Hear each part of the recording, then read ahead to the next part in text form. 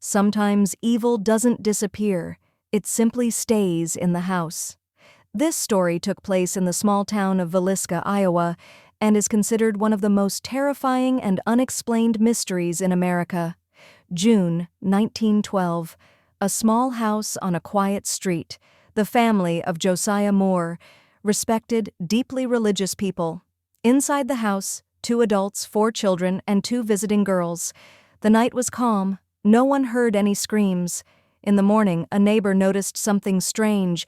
The house had not been opened. The children had not come outside. When the door was forced open, 8 bodies were found inside.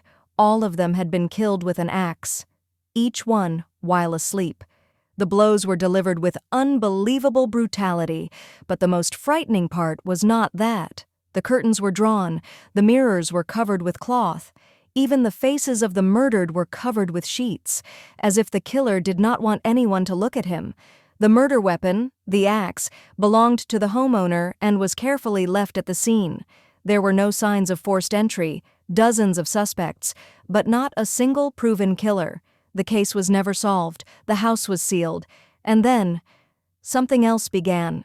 The first strange events were noticed by new residents. At night, footsteps were heard, doors slammed, children's crying came from the staircase. People saw shadows, felt touches. Some woke up with bruises.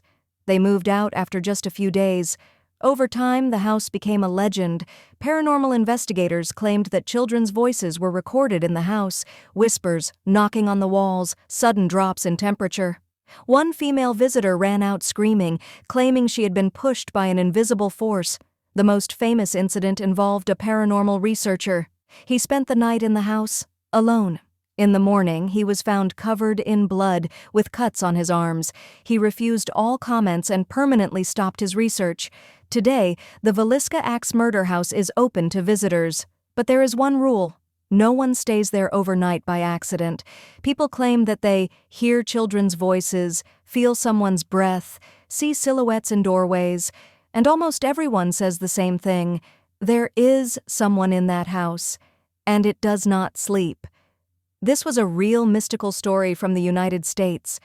The crime was solved, but the house never found peace.